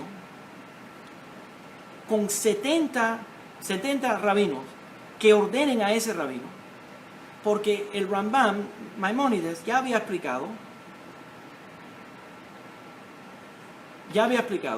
que si 70 rabinos le dan ordenación a uno, que esa persona tendría el mismo tipo de ordenación de la línea de Moisés, que tendría el don profético, no solamente de enseñar Torah, porque hoy en día los rabinos verdaderamente no somos rabinos ordenados en la línea de Moshe, somos rabinos ordenados en la línea de Rav Yochanan ben Zakkai, que restableció la idea del rabinato como maestros de Torah. No tenemos ningún otro poder, no somos místicos. Los rabinos no son místicos, los rabinos son maestros de la ley. Y gracias a Dios, porque es la mejor bendición que uno puede tener, es una idea limpia y recta de la ley. Porque Dios nos ama tanto al ser humano y ama tanto al pueblo judío que nos dio una ley para guiarnos, para darnos propósito. Entonces, quería darle ordenación a los hajamim con el proyecto, escuchen, con el proyecto de que esos hajamim puedan reconstruir el Sanhedrin, la Corte Suprema de Israel, y declarar un retorno para los anusim. ¿Te imaginas? En otras palabras, el rabino, el maestro del escritor del Shulchan Aruch, sumo mekubal, está diciendo que lo más importante que puede ocurrir aquí es reconstruir el Sanhedrin, no para aplicar el resto de las leyes de la Torá, no solamente para eso, pero para restaurar a los anusim. Y entonces Yaakov Berab explica que la razón que se tiene que reconstruir, retornar a los anusim al camino de la Torá, a restaurar a los dispersos de Sefarad, es porque nosotros, los anusim, somos la personificación en una forma física de la Shejinah, de la presencia divina, que ha sido exiliada, que está siendo abusada y mal usada por la energía negativa, y que al nosotros retornar al camino de nuestros padres, es retornando en una forma simbólica la Shejinah, la presencia divina, al templo. Pero que el lado del mal, que ha captado, que se llevó a la Shejinah y la está maltratando, y se está beneficiando él, el lado negativo, se está beneficiando de la energía de nosotros. No puede permitirlo, porque si nosotros retornamos completamente al camino de nuestros padres, la Shejinah retorna a este mundo. Entonces, constantemente lo que hace es que contrata personas que son miembros del Erev Rav, de la multitud mixta, los vuelve rabino. Erev quiere decir rabino mixto, quiere decir que trajo a esas personas, y de acuerdo con el Zohar, los grandes hajamim, los grandes sabios de hoy en día, los rabinos que se dan mucho nombre, de verdad son la reencarnación de la multitud mixta. No somos nosotros los anusim que somos la multitud mixta, no somos nosotros los convertidos que somos la multitud mixta. Es un grupo de sabios, entre comillas, sabios, que buscan una manera de desviar al pueblo judío de verdaderamente estudiar Torah y usar la Torah para acercarse a Dios. Y por esa razón constantemente están inventando ritos y complicaciones y detalles y todo tipo de cosas, forma de encontrar algún fallo, alguna cosita para desviar, y engaños y todo tipo de trucos y todo tipo de gematrias y todo tipo de cosas para que la gente se cree que están estudiando Torah, pero verdaderamente están usando esa enseñanza para desviarnos a nosotros de retornar a la herencia que se supone que nosotros retornemos, porque si retornamos, retorna la Shejinah a este mundo. Entonces, la percepción, mi humilde opinión, la percepción mía es que cada vez que viene y estamos retornando, viene uno de estos sinvergüenzas a llevarnos al cautiverio de nuevo,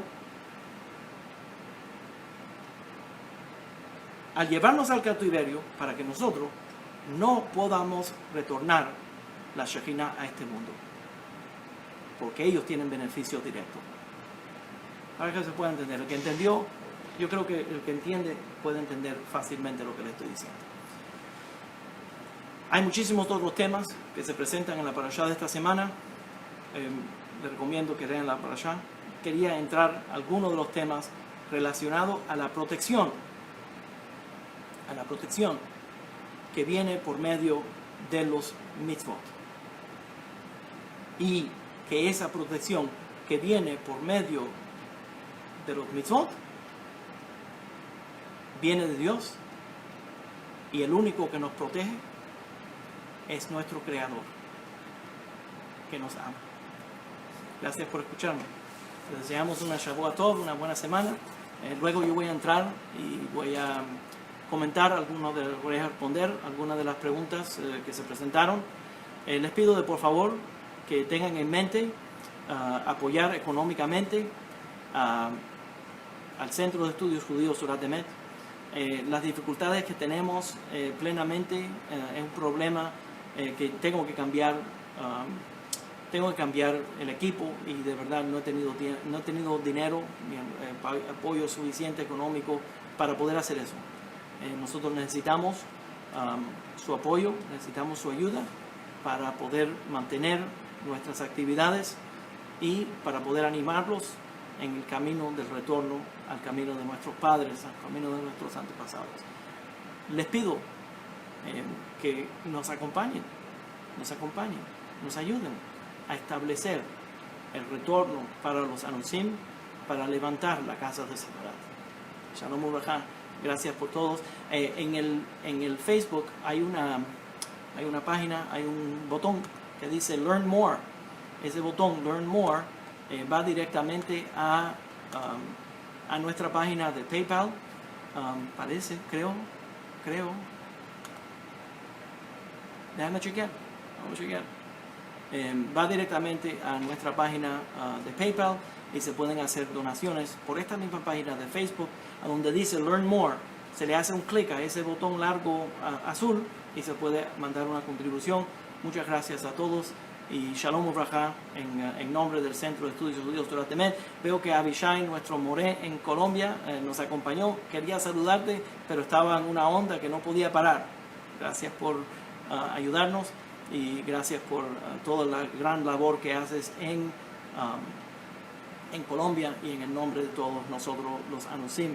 Shalom Ubraja a todos y que sean bendecidos. Gracias por aprender Torah con nosotros este día. Shalom, shalom. Luz de Israel.